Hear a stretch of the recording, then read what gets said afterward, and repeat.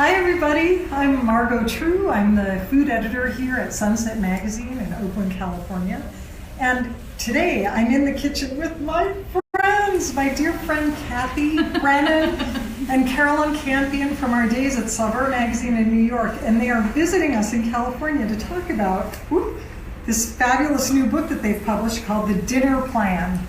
And this is a follow-up to a book that they wrote a few years ago called Keepers. You may have heard of it, which is an award-winning cookbook. They developed a lot of really priceless strategies, and this is a continuation of. So ladies, what are we going to make today? We are making this Mexican skillet lasagna, which is sort of a take on our, there it is, all made in one pan. And in Keepers, one of our most popular recipes ended up being our regular skillet lasagna, and same idea, all the wonders and deliciousness of a regular lasagna, but with a fraction of the work and a single skillet. So it ended up being so popular that we decided we want to do another version for our second book, and I think we had to do a second version. Yeah. People were going to be mad at us because that lasagna people went bananas. So I think everyone who makes lasagna also on any week, it's usually a weekend project, and it makes every pan dirty, every bowl dirty, the kitchen's a disaster, and then someone else has to clean it up. And no matter how good lasagna is, no one wants to clean it up. So we thought, aha, let's do it in one pan, which was the original, and now this is sequel, Mexican Skillet Lasagna. so Excellent. in place of the pasta, we're just basically using tortillas and then some Mexican flavors. And they get all soft in Yes. there. Right. Now, before we get started, actually, I wanted to tell you guys, if you have questions, please ask Kathy and Caroline, and Jess, who's off camera, will read them aloud. And you can get a lot of information out of these guys about how to cook on the weeknights. And share the link to all your friends who may be a little challenged about what to make for dinner, and actually ask them what you should make tonight. You could do this tonight. Yes, you should. Chances We'll are do you it have tomorrow. most of these ingredients in your kitchen right now. Yeah. All right. So cool. We're just going to start getting the onions sauteing. So basically, it's just a tablespoon of olive oil in a pan over some medium heat. And normally, should we talk about the tortillas? Yes. So normally this is truly a one-dish meal, and instead of using noodles, you use tortillas. And I don't know if you make quesadillas at home as much as I do, but I always have a pack lying around, and sometimes the pack I didn't use up. So this is a great idea for that extra pack of tortillas that's sort of lying around in your refrigerator. So normally we would start in this skillet doing our tortillas. For expediency, we're doing it in two skillets. But you're basically just going to lightly toast them on both sides. And that's just going to help the texture when you kind of cook it in the sauce so it doesn't get too soggy. So I'm going to just toast a few of them, about 4 to 6, maybe 6 to 8, just so they get lightly brown on either side while Kathy's doing this. But again, normally this could happen in this pan. Once it was done, then you would start your onions and everything else. Yeah. And the reality is, our recipe technically calls for 4, 8-inch tortillas. But if you have the really big ones, use 3. If you have the smaller ones, use 6. It's really and You can eyeball it. Yeah. Your pan, yes? There's a question from our follower. Who's Jim. asking? Jim would like to know, would cast iron work as well? Oh, I think so. It's the size of the pan more than anything that's important. You don't want to scrunch this into a small skillet. 12-inch skillet is perfect size, so if you have a cast iron that's around 12 inches, I think that would work great. And you're not putting this in the oven. You're going to do this all on the stovetop. So, and if there's some kind of lid that yeah, not every cast iron comes with a lid, so you can use another lid. yeah, take a lid from a different pan and do it in your cast iron. It should work fine. Have you guys ever used a rimmed baking sheet in a pinch as a cover?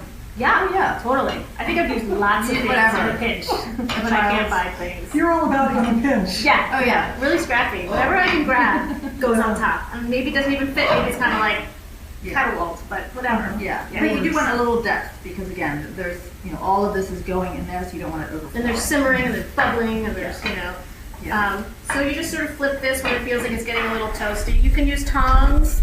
I no longer have feeling in my fingertips from cooking for so long, so I use my fingers, but you can, whatever you like to do. Just getting it's like a little bit toasty on both sides. And it's on sort of medium lowish heat. And you guys, one of the questions I really wanted to ask you about this book is, there are so many weeknight books out, weeknight cooking books out now. How is yours different? Great question, Margot. Thank you. Well, I think there's a lot of great cookbooks for weeknight cooks, which is a great thing because people are finally realizing that there's a kind of a gap. We're in this wonderful food revolution, but there's still people at home who are struggling with cooking every night. And even though we have a food background, we were too. You know, we all came from a food magazine, but when we moved out to the burbs and we had a family and we had to shop at a giant supermarket to get our food, we were struggling. Like, how do you do this day in and day out? Like, it never ends. Like, you have to feed your family every night. And when you can't just run out to the corner and grab, Right. a few ingredients that you don't have or forgot, that kind of thing. You can't call for like takeout every night. I mean, it's tempting, but you can't. So I think ours is different because it really marries our background. So we have the food knowledge, and we've met lots of great chefs, and we've met lots of home cooks, and we kind of try and take their tips and their ideas, but then we marry that with like the fact that you want to get dinner on the table, and it shouldn't be fussy, and it should be simple, and you don't want to get every pan dirty, and you need to get all the ingredients at a big supermarket. People just don't have access to, like, we love exotic ingredients, but that's just not the reality. So that's how Keepers was initially born, our first cookbook. We just wanted to come together and write a cookbook for real people at home from again, marrying our professional background with our practical, real life, everyday in the trenches situation.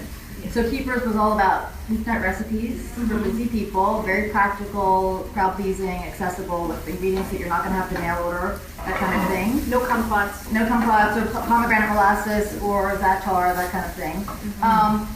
And we had such a great response to that when we were thinking about coming up with our second book and what direction we should take it in, we said, okay, we're going to stick with the Keepers, the whole theme and the tone and all that stuff, but we're going to make it even more user-friendly. Because what we realized is that people have different scenarios every night. And so basically we came up with this term, situational weeknight cooking.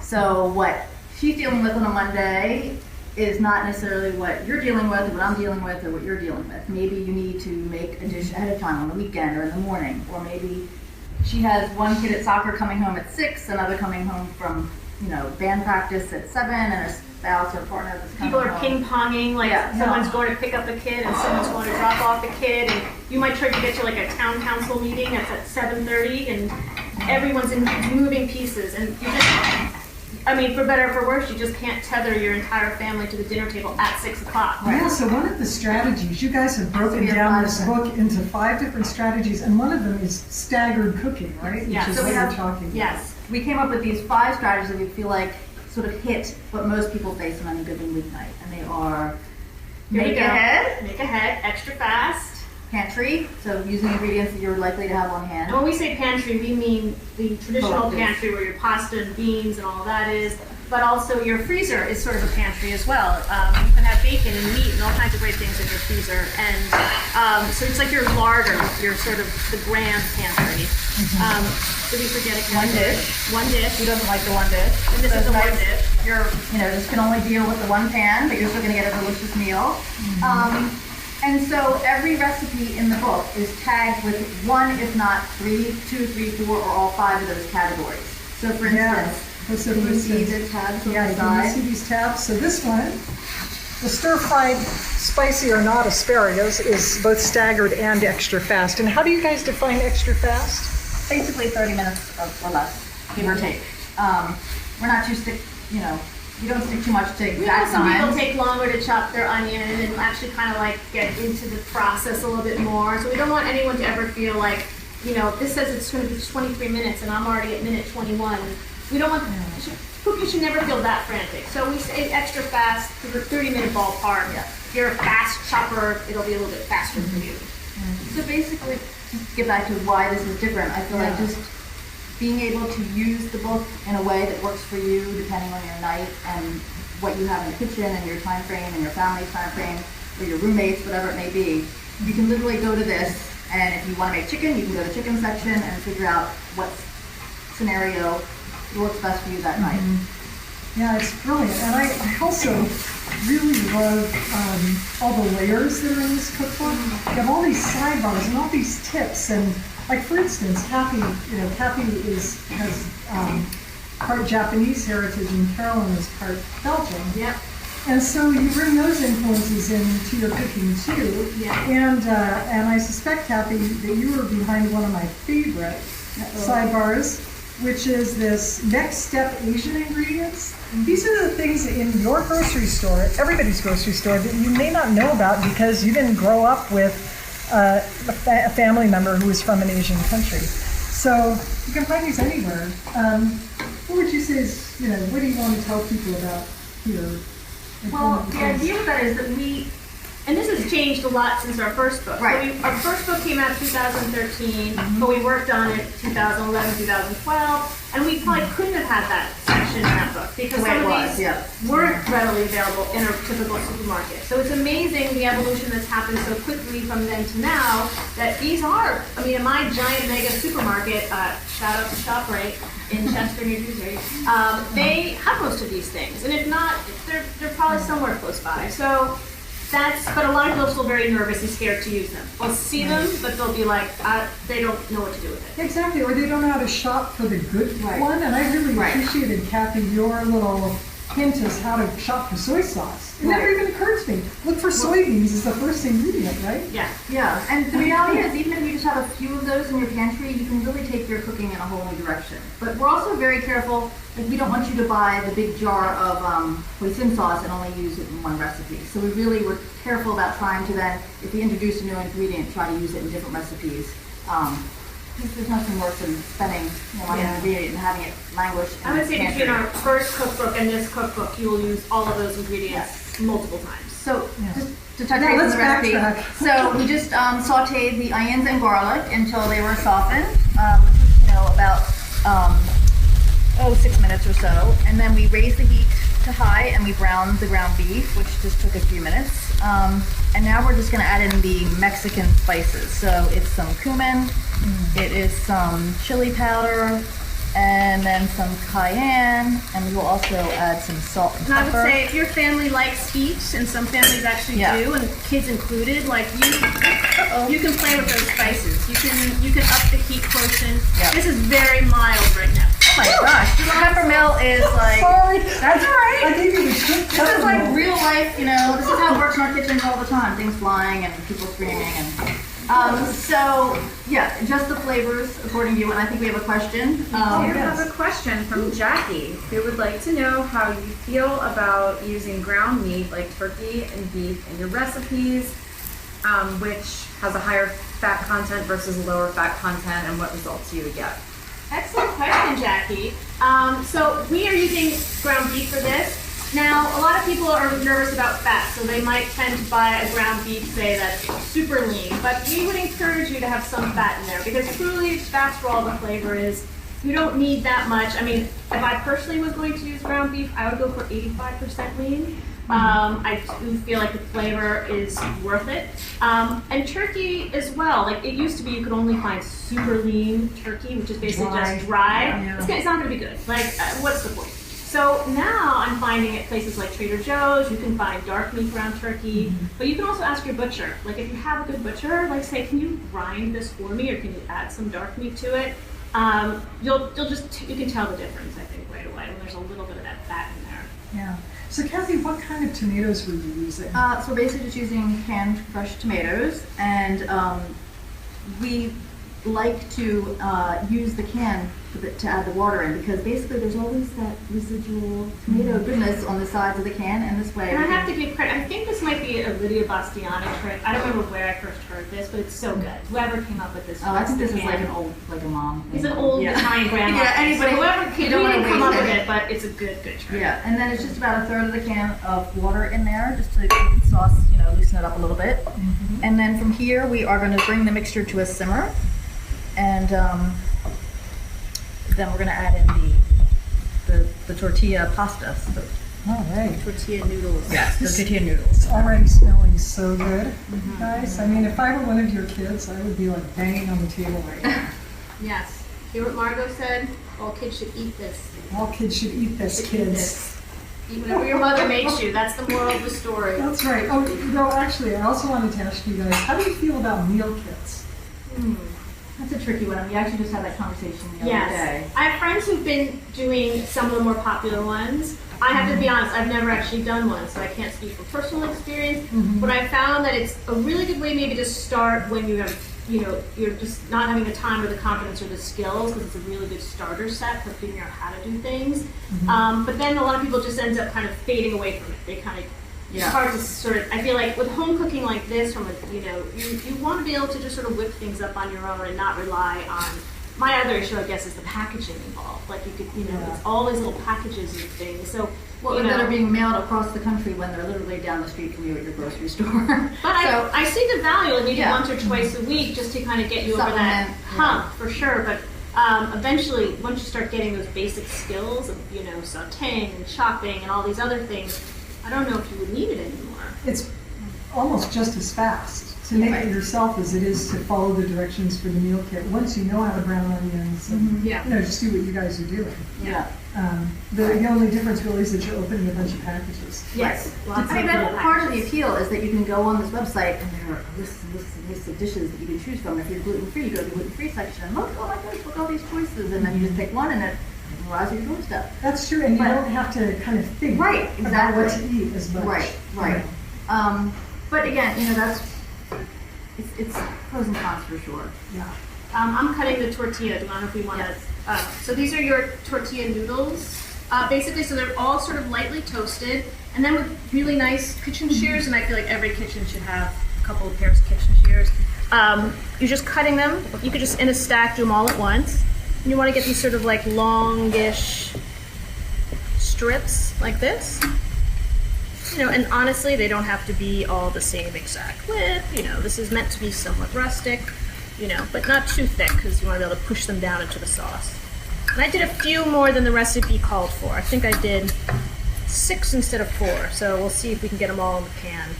But that's also just to show if you have 6 and you want to use them up, might as well toast them all, and maybe you can get them all in the pan and it'll still be delicious. So the sauce is almost ready for the tortillas, and what we recommend now is once the sauce is simmered and the ground beef is pretty much cooked, this is the time to taste your sauce. And if you taste it and you feel like you want more heat, then add it in. If you want more cumin, add it in. The other thing is, because we're adding in a bland ingredient, so whether that, in this case, the tortillas, but it could be pasta, it could be rice, you always want your base to be a little saltier than you would normally eat it. So, because it has to compensate for that bland ingredient going in. So I'm just going to give this a quick taste. And I feel like it definitely needs more salt and pepper. Here you go, I'm going to hand you the pepper. Okay.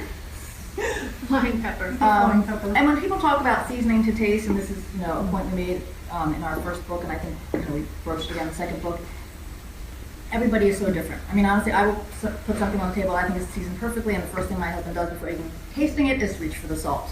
So it is a very personal thing, but I think there is a basic minimum saltiness that where the flavors of the dish really come together, and instead of just tasting meat and tomatoes and some spices, you taste this wonderful Mexican skillet lasagna sauce. So I think it really is just a matter of experimenting, and you shouldn't be afraid. So, and this is the perfect opportunity. You could start low on the sauce, take a taste, and go from there, and keep adding in small increments. And eventually, I think you'll come to the point where you're tasting, you'll be like, wait, that's the sauce. It's no longer these disparate ingredients. It's a whole, thing. Yes. That's. Speaking of how the flavor of the sauce comes together, I have a question from Therese, who wants to know, does it get better the next day as leftovers? Oh my gosh. Oh, you guys, I'm sorry. These peppermints are actually really fantastic. Not this one. Not this one. Okay, I'll answer the question while we figure out how the pepper mill works. Great question.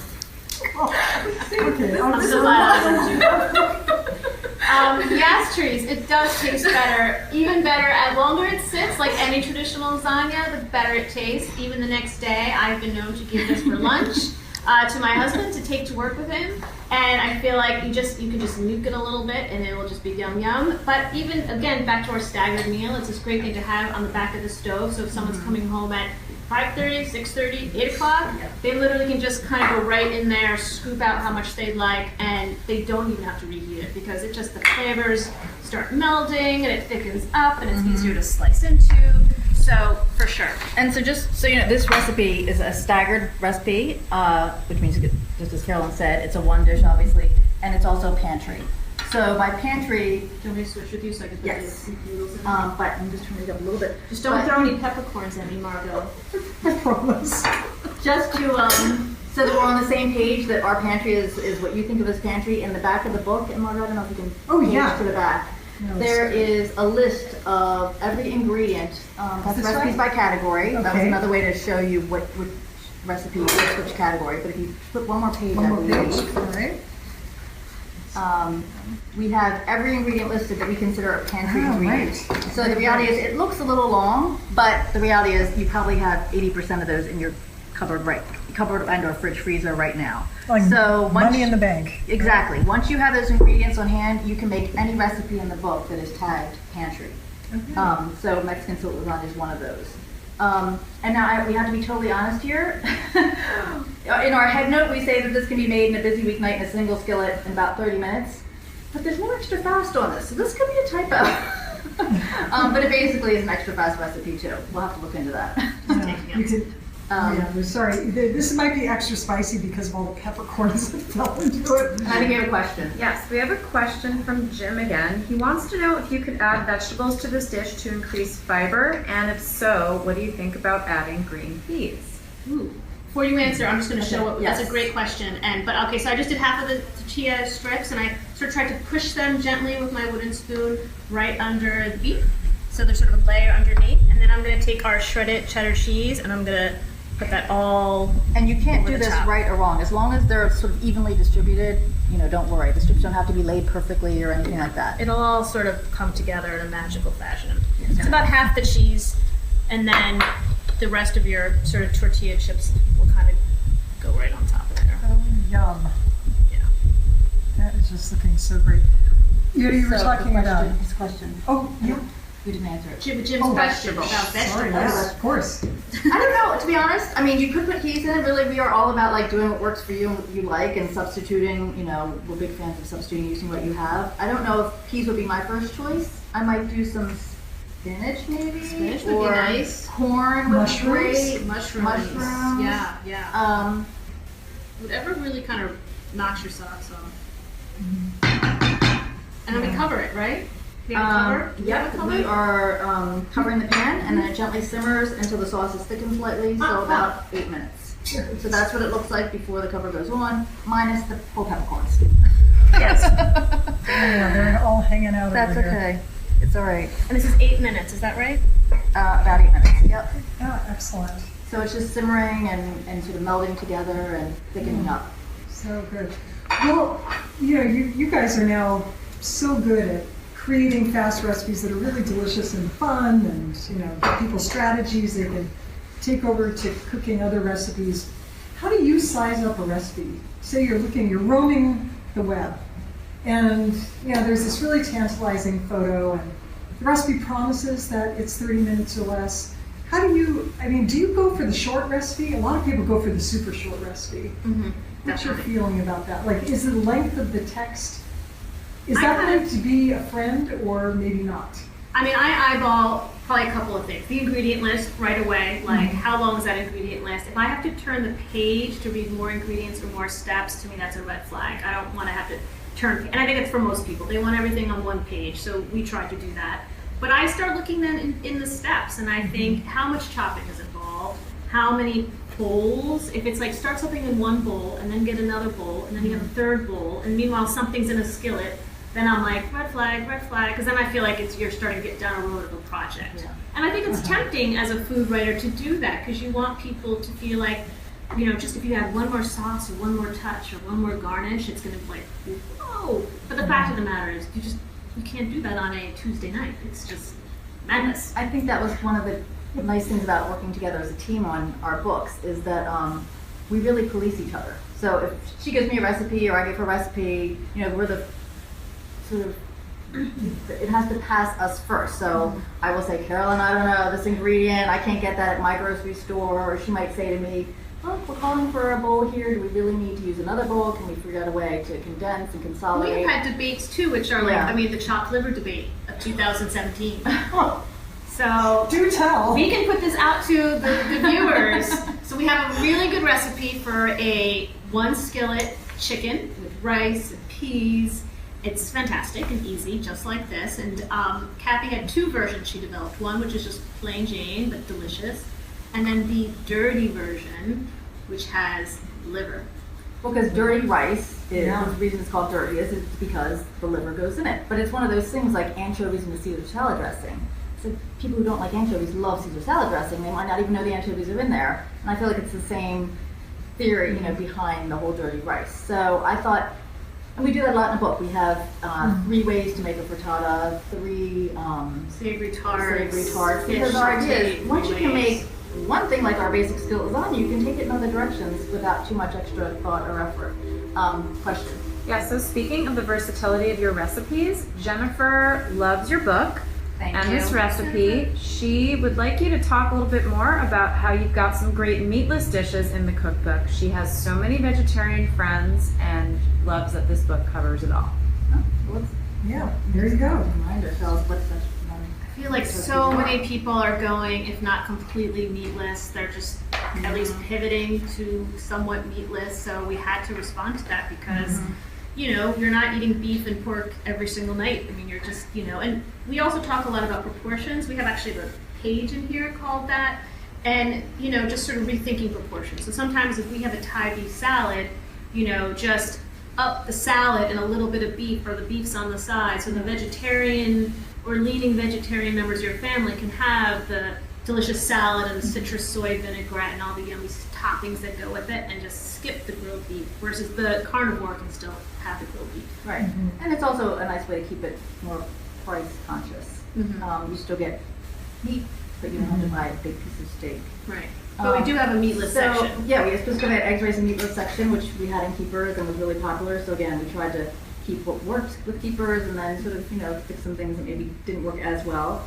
But basically, it just, is a way to just try to, even I love meat, but every once in a while I just like to not have meat. And so these are some of our favorite meatless dishes. We made the marinated tofu lettuce wraps yesterday for a lovely group of ladies, a ladies' luncheon, and they went like crazy bananas.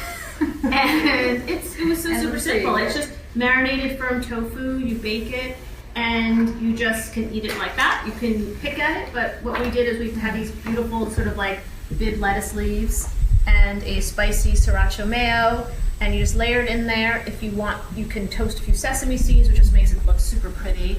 And if you have steamed rice and hand or some grains, you could put that in there to sort of bulk it up a little bit. But and what I love about this is that there are a lot of people who don't know about baked tofu. Right. And it is delicious, and it's at your grocery store. Chances are you're going to find it without a problem, and you may not have ever used it. And this is where I feel like your respective heritages really jazz up weeknight cooking. Like your French carrot salad, so delicious. Yeah. And the I'm not saying this like the fried chicken and which is so good. Japanese fried chicken is so good. It's marinated in ginger and it just soaks up that flavor in it. Yeah. Good for a cocktail. Like a lot of our stuff too, like if you want to have a little cocktail party I feel like a lot of my friends just want to have people over and you just do it like on your kitchen island. There's wine. It's not like this big swanky thing. Like Japanese fried chicken is like the perfect thing to have because it's just yum yum and you just put it out. So a lot of these things actually work really well for those sort of like our mini parties and cocktail parties too. Like so lovely in French, right? French Belgian. Yeah. That's what I think. So we also have a section in the book called The Forgotten Meal. Which is, that's great. They have so many good sidebars and layers and tips and talk about the forgotten meal. Well, so I think in addition to staggered, which we are pretty proud of, because we feel like we sort of coined that term a little bit. That's what everyone's telling us, at least. That maybe the problem was already out there, and maybe some solutions were out there, but we really gave it the name staggered meals because that really is our life right now. Out of all these scenarios, that's the one that we deal with most on any given weeknight. Yes. People coming and going at different times, and how do you make a meal that goes the distance and isn't really unappetizing and sort of cold and at the end of the night. So. Just again, born out of our own experience, we also came up with this forgotten meal concept, which is Yeah. So I think this is what happens as your family members, the kids get older, so they're not like, you can't just sort of like Give them the baggie of the throw some goldfish. Cheerios at them and just say like, you know, carry on. Like They come home from school and they are hungry. ravenous. My daughter, who might be watching, she will come in and just start like burrowing through cupboards and looking for something, sort of like, and you know, and you have to say, wait, and you want them to eat dinner, but you have to be honest, like they might have just come from an hour and a half of some sports practice, and they are truly ravenous. And we kind of talked about it as we developed the recipes, which are sort of like mini meals or nice sort of snacks. But when I was growing up, I did the same thing. Like I'd come home with a girlfriend, and we would just start making crazy concoctions, you know, between the toaster oven and everything else. We would start. So we kind of have a humorous play on it too, like what we all used to make after school, our Like personal forgotten meals. Oh yeah, peanut butter, banana dipped in crunchy peanut butter. Yeah. That is what I ate. Or like almost fried every day. spam. Yeah. Fried spam. Okay. Or you know, like Yeah. yeah, like a pickle with peanut butter on it. Like that was what we grew up eating. But nowadays, we all are trying to do a little bit better. Right. So it's like these little mini meals, these forgotten meals, or these sort of mini meals that will take you basically from like 3 o'clock to 6 o'clock. Or even if you You know. don't have kids and you're just at work and or you know, these work for all different scenarios. Yeah. So now this is the last stage of the recipe. So you can see how the sauce is sort of thickened up and the tortilla strips are softening, the cheese is melting. So now we're just gonna put Cream cheese is really the secret to the success of skillet lasagna. You know, we've had some traditionalists tell us there's no ricotta in this, it's not lasagna, and I'm like, I mean, But honestly, when you taste this, you really won't miss it. and of course, in a traditional lasagna also usually has a bechamel sauce, you know, which is just the flour and the butter and the milk, and it's a huge, massive step. This basically takes that place of your bechamel. It gives it the binding, creamy tanginess that does without actually having to make a bechamel. And if you're feeling fancy, mascarpone cheese is also super wonderful. And you could do ricotta here too if you wanted to. Yeah, I think And some people, I mean, we've had lots of conversations with people who are just trying to be a little bit more health conscious and less fats and that kind of thing. But if you want to use half the amount, use half. Or we Greek actually call yogurt? Could you use Greek yogurt? that might be ours too. Yeah, I think yeah. you could. It's not, I think it would have to hopefully be the full whole fat, Yeah. possibly one, not the 0%, or at least 2% maybe. Yeah. Just to get a little bit of that fat. And honestly, because it's so rich, you don't don't need to eat that much. Like you can have a Yeah. little bowl of this with like Right. a green salad, and you're so, you know, satiated from that. Yeah. Yeah, you know, when you serve dinner to your families, how many things are you making? Are you making 2 things? You Well, know, my that's what we mom always talked about. She made Oh 4 yeah, things. that's how I grew up eating, right? You had your meat or your fish and then your 2 or 3 sides. And I think we actually have a box in the book about that, just how to escape the tyranny of the meat and 3, because it's exhausting. It's exhausting to come home and have to make 3 or 4 separate things. So whenever possible, it's like, you know, I think the one dish is such a great concept, and we try to include as many one dish recipes as possible, because again, you just need this and a little salad, or, you know. Like in all honesty, if I'm making this Yeah. is dinner. Yeah. Yeah. This is it. Like maybe we'll put a little arugula and a vinaigrette together if I can readily get it out of my fridge. But to me, this is like downsies. Yeah. This is dinner. Yeah. Family eat. Yes, here you go. Mm-hmm. And again, well, I'll usually always have leftovers. I mean, I have friends who have multiple boys and teenagers, and this will not have leftovers. But as right now, I could probably do this and have some leftovers. And so the reality is we called for 6 ounces of cream cheese, and when I was at the store today, I realized that most cream cheese comes in 8 ounces, and we could have just called for the 8. So if you want to use the full 8, go ahead. If you just want to use 6, that's fine. If you want to use 4, that's fine. So There's always a use for 2 ounces of cream that's cheese. true. Yeah. Right, Yes. exactly. So I use it for my dogs to give them their medicine. Anyone doesn't know how to give their dogs their medicine? Lucky dogs. Wrap it in cream cheese. Okay. So the last step is just to then scatter the rest of the cheese on top, and then we cover it and just sort of let it simmer just for another 2 minutes, just to have this last layer of cheese melt.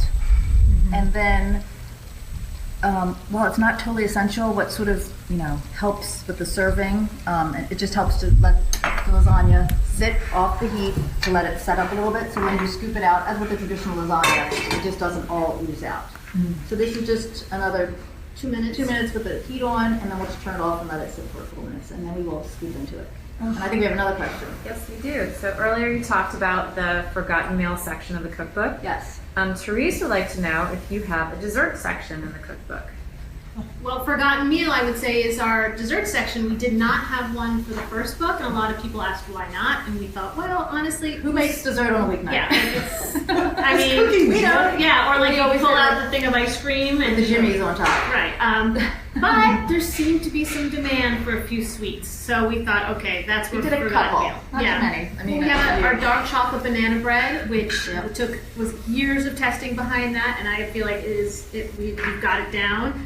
But I made it the other day as a muffin for an event, and I'm like, why didn't we do it as a muffin? It's even better. Because as a bread, it takes about 45 minutes to bake, but as a mini muffin, it's like 15 minutes. A regular muffin, it's 18 minutes. I'm like, so we like people to play and be. We like all these recipes are very flexible, but that's an example of make it as a muffin, and I give it out for breakfast, for snacks. And there's no cutting board, there's no knives, there's no mess. You just take the little muffin Yeah. and pop it in a bag for the car, Right. or just eat it. Yeah. And what other sweets do we have? Well, we just have the overnight yogurt chia jars, which could be a little dessert-like. And Just then we have a smoothie. date banana smoothie, Right. and that is it. So we might actually have to tackle desserts in our next book. But Aha. so far, we've been so weeknight focused, and again, we try to really be practical about that. Yeah. And some of us are stronger bakers than others. I am not a strong baker. I love cooking, but I'm not good at measuring and following directions. So I feel like baking needs a little exactitude. Yeah. And it needs some peace too. Yes. Like not when people are really clamoring for food. Yeah. Yeah. Yeah, for sure. You just got to be kind of mellow when you So I bake. think we're just gonna Oh my God, that looks so turn the good. heat off, and you can see it, excuse me, sort of simmering away there, and just all coming together. And it does smell really good. So when you take that lid Oh off. man. So we can just turn the heat off and just let it sit for a few minutes, and then we'll Awesome. dig into it. Well, and of course, because we always end this broadcast by eating and drinking, Uh-oh. I brought you guys your favorite beer. Shout out to Tim Campion for recommending this beer because he's the Mexican beer expert. All But right. it is delicious. I love how the one tortilla strip would make it in. That was the sample strip. Ah, okay. That's a live strip. Okay, ladies, here you go. Ooh, just gonna drink it out of the can. Oh yeah, let's Hardcore. drink it out of the can. That's what you would do at home, right? Yeah, of course. The family just sits around. Here's some limes for you. Yum. And The peppercorns are still rolling around. cards are everywhere. You're gonna be finding finding work them tomorrow. And be like, forever. oh, there's peppercorns in my keyboard. Did you want to put these We'll on? put those on right before we At the start. very end. Okay. All right. So I know for your first book, you did amazing research for that first book, like the kind of research that magazines hire companies to do.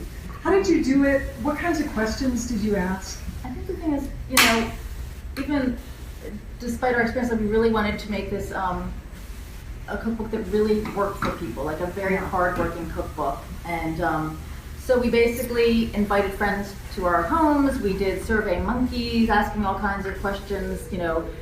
How do you feel about long personal head notes? Would you use fish sauce in a recipe? Do you know what preserved lemons are? And that was actually got our most interesting response. Actually, Yes. a friend said, "Isn't that the lemon that comes in the plastic case? That Isn't looks that the like a juice? lemon. Yeah, in the grocery store. So it's the fake lemon juice.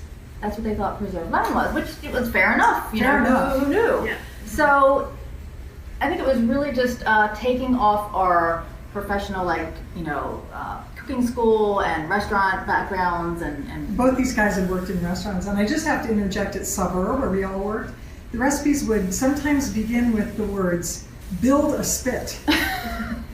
Yes. Do you remember that one? Yeah. Build a spit. Yes. So- So this is where As you do. Yes, as one would. As one would. our whole thing is we don't want to create a book that that only works for people with that kind of background. We really want to be, hardworking for anyone who picks it up, whether you're And a that's beginner cook or The a real disconnect, I experienced think, cook. and maybe you've noticed this too, between the food world and the real world, and I feel like some people have been just completely left behind. There's this assumption, Completely. if you don't know what a preserved lemon is, and you don't have, Yeah. then there's an assumption, a lot of people just don't know what that is. So we want to kind of backtrack almost, like pick up those people and bring them back along, and And home cooking doesn't have to, I mean, I think people just love good home cooking. I mean, Yeah. I think even most chefs, if you ask what they make when they come home after a day of cooking, Yeah, it's a simple pasta. Yeah, It's- or a grilled cheese or a sandwich. beautiful, an omelet with some cheese in it. they're not some eating herbs. at home what they're cooking in a restaurant. Right. And they certainly don't want to clean up at home what they do in the restaurant. And No, so they do again, not. It was just that just really talking to our audience and then bringing that back and creating something that was going to speak to them Yeah, and not make anyone afraid. Again, we talked to some Right. people who are literally afraid to cook. Or they they're feel convinced- stupid, Yeah, they're I mean, convinced nobody they're bad should cooks. feel stupid. It's not knowledge you're born knowing. Right. No. It's And everyone makes mistakes, like we all have burned chickens. I mean, that's part of the learning process. And you just sort of just dig back in and try it again and keep on going. Like, one failure doesn't mean I'm done. Like, you've got to just keep on trying. everybody fails. Yes, Even Julia Child failed. yes. And that was her famous quote, right?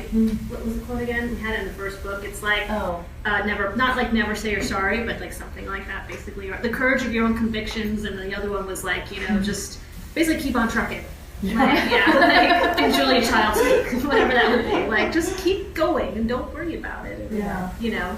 It'll probably be edible, but you don't have to worry that much about it. Right. Okay, ladies, do you think it's ready? I think it's ready. I am really So we're going to hungry. take the lid off, and there you go, all this melty, cheesy lasagna goodness. Who wants to be the server? And so this is, again, we tend, we're not big on garnishes. We feel like, it's an extra expense, it's an extra step. So if you have some scallions lying around and you like scallions, scatter them on top. It looks nice. It'll give a little bit of a little, an edge to the flavor, cut through the richness a little bit. But if you don't have them or you don't like them, don't worry about it. Or put them on the side. And honestly, there's members of my family who people will not can want scallions on put it. them on so themselves. Yes, I would leave it like that next to the stove here.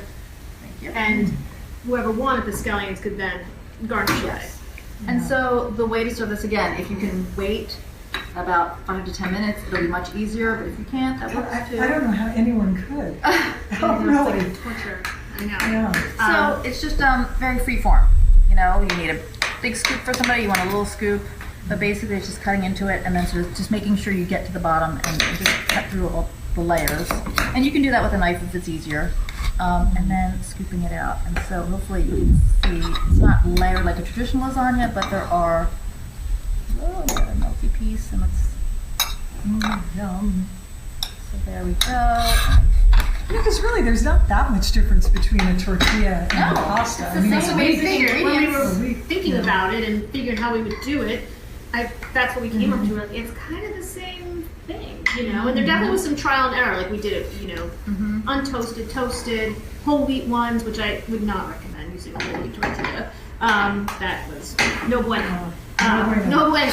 But these, regular white flour tortillas were really great. And one thing I want to point out about our make-ahead and staggered dishes, just so you can figure out how to make them work within a staggered night and make-ahead night. So at the bottom of every staggered recipe or make-ahead, there is a tip that tells you how it works as a staggered dish or make-ahead dish. So in this case, it's a staggered recipe. It tells you the lasagna is best served hot or warm, but it will keep at the back of the stove for up to 2 hours. So somebody comes home at 6, they can eat it, you put the lid back on, you put it on the back of the stove, it'll stay warm. Somebody comes home an hour or two later, they can take off the lid, scoop it. If it needs reheating, you can do that, as a whole, individual. You can nuke it if you're, that's what you use. And then we say for doctoring, just to perk it back up a little bit, you can just have some lemon lime wedges on the side. I forgot the hot sauce. To squeeze on top, some Wait, hot forgive sauce. me. Yes. What kind of hot We sauce do you forget like? the Do you have a cream. favorite? I like Tapatio a lot, Okay. but I also really love this Louisiana hot sauce called Crystal. With a K or a C? With a C. Okay. So I good. love hot sauces, and I'm Yeah. always wondering what the new one is. Delicious. Yeah, hot sauce on here would be great. Yeah. We have a question. A question about the recipe from Jim. He wants to know if the tortilla acts as a thickener of sorts. I think it sort of does as it cooks because it's going to release some of that starch a little bit, and that'll act as a binder. And So you I see think it kind of does that. swells a little bit. Yeah, it does. I mean, It puffs and swells. yeah.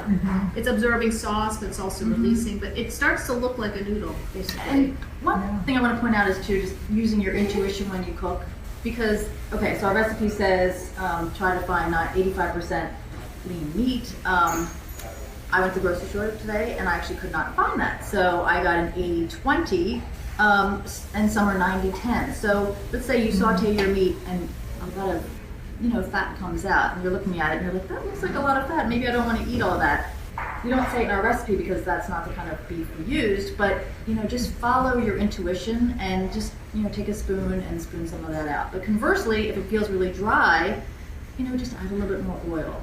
So again, just Awesome. Ask me about your olive oil, Margot. You have like a cool olive oil. What was this? Thank you. This is an excellent California olive oil. For those of you who don't know this brand, it's Seca Hills. And it's actually produced by a Native American tribe called the Yoha Dehewinton Nation in the Capay Valley, which is near Sacramento. And they have figured out how to make just absolutely delicious olive oil using high density techniques that are often used for grapevines elsewhere, so that it can be harvested relatively inexpensively, and they're harvested when they're quite ripe, so it's very, very rich and buttery olive oil, kind of like a French style Luc olive oil. And although it's actually arbequina, it's a Spanish olive, this is a great olive oil. Is it easy to find? Like, can you? You can find it. You can find it online for sure. You can find it in California, at kind of upscale grocery stores. But honestly, any olive oil would work. And to be honest, if you don't have olive oil, you have vegetable oil, that'll work fine too. Use what you have. But olive oil is really nice. That's the spirit of it. Should we taste this? I'm so glad you're. It's time. You said that because it's time. It is so time. Oh my gosh, you guys! Thank you so much. Yeah. For coming and. This is the best part. It's pretty satisfying, I have to say. I mean, This is so comforting. It's like it's just going straight to my heart. Oh, Yum thank yum. you guys. Thanks, Thank Margot. you. So fun good to to have see you. you. Have us. Yeah. We have dinner. So great to see you, Kathy. And the beer makes it just. And beer is like. Kids just should the have best. cold milk, but adults should have beer. Yeah. But thank you for having us. This was great. Yeah. Super fun and delicious. Yeah. Here it is. Came out last week. The dinner plan. And we're on Facebook too as Keepers Cooks, and we're And Instagram. and Instagram. And we have a website, a new website. It's all Keepers Cooks. All Keepers Cooks. Which is on the book on the bottom there, Keepers Cookbook. But Keepers Cooks, and if you have more questions, just go on our Facebook page, and we love questions and comments and all of that kind of stuff. So you can find us. So, I'm Margot True. I'm the food editor at Sunset Magazine here in Oakland, California. And I am in the kitchen with the authors of the dinner plan, my friends for years and years, Brennan and Caroline Campion. Oh, should we just quickly get in how Keepers became a name, since it ties back Oh to all of yeah, us? it does. Yeah, It yeah, does. yeah. Keepers. Why keepers? So when we were figuring out, we knew we wanted to write this book together. We knew we wanted to be, a very practical approach from two moms who know what it's like to be trying to cook for a family every day. But we're like, what do we name this book? And when we were at Saveur, the test kitchen, basically we would give the test kitchen our recipes that the writer or the editor collected when they were out researching stories. So whether from the Sicilian grandmother or the high flying chef, whatever. Oh, we didn't do chefs too much, but so basically you'd hand the test kitchen this recipe and hope that it worked, because chefs don't really write recipes that well, and Sicilian grandmothers don't really reveal all their secrets. So Or measure. Or measure. They leave So something it was out, always a something little important. dicey, and you just hoped that it would work out. And what you really wanted to hear is the test kitchen person to come out and say, "Oh, it's a keeper," which meant that not only was it good enough to include in the magazine, it was something that we on the staff would want to just put in our own personal little recipe file, because as you can imagine, we had hundreds of recipes every month coming at us. So that was where we. I think everyone has a keeper too. Everyone has that one recipe that if you make Yeah. it for some event or potluck, people Yeah. are like, I need that recipe. So we're just trying to add to your keepers, basically. Yeah. So and these are weeknight keepers. So again, crowd Excellent. pleasing, accessible, And easy. you guys, this is going to be one of mine. I love it. I love Aw, it. thank you. Thank you for enriching my stack of keepers. Thanks, Margot. Thank you. Anytime.